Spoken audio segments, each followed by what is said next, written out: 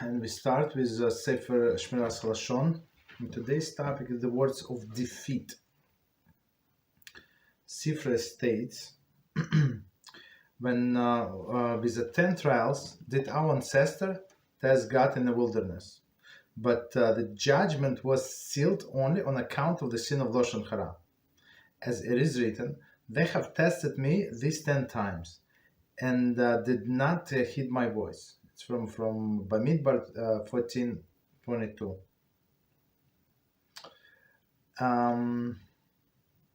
And it is read. So one second. Let's read the commentary. God uttered these words after the spies had spoken their slanderous report of the land. The Talmud Arachim 15a enumerates the 10 tests. Okay, so 10 tests, all of these things.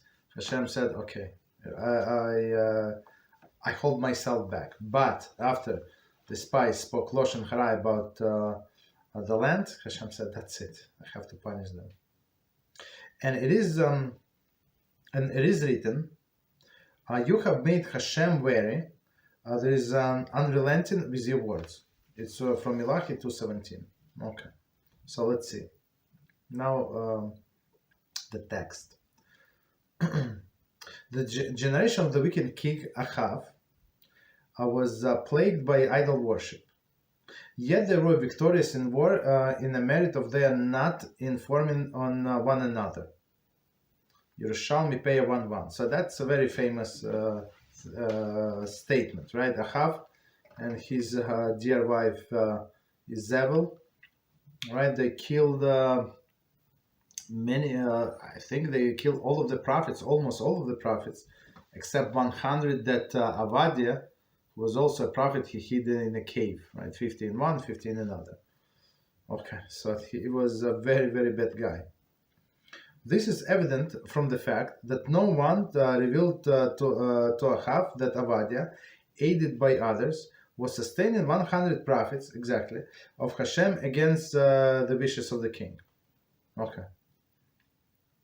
So as we understand to sustain somewhere in the desert 100 people, it's not so easy. You have to supply with food, with everything, right? So for sure he was one in charge of in Achav's house, right? So for sure he was not the one who was delivered the food. Somebody else would do that. So many people were involved and nobody ever told Achav. That's the story. It's not that the whole nation were now telling on each other. It's not true. It's we're talking about these people. Otherwise, how would they be able to find all of these prophets, right? However, in the days of righteous Shaul, when informer such as Doeg and the Ziphites were found among the Jews, the armies fell in the battle. Okay, so these Achav were victorious, but in Shaul's day, they had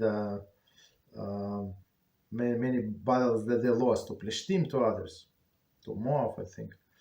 The fact that there were children in Shaul's generation who were knowledgeable in 49 facets of the Torah was not enough to gain them victory, such as the power of Lashon Hara. So they were big Torah scholars, but still it did not help them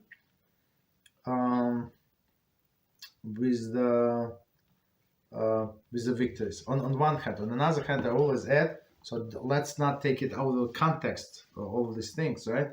So where were these 10 tribes? We don't know. Even though they did not tell on one another, right? We don't know where they made other. Okay, but we for sure know where the Shaul and his people from his kingdom is, meaning people in exile. That's from the kingdom of Yehuda, and nobody from northern kingdom. Okay, so we stop here.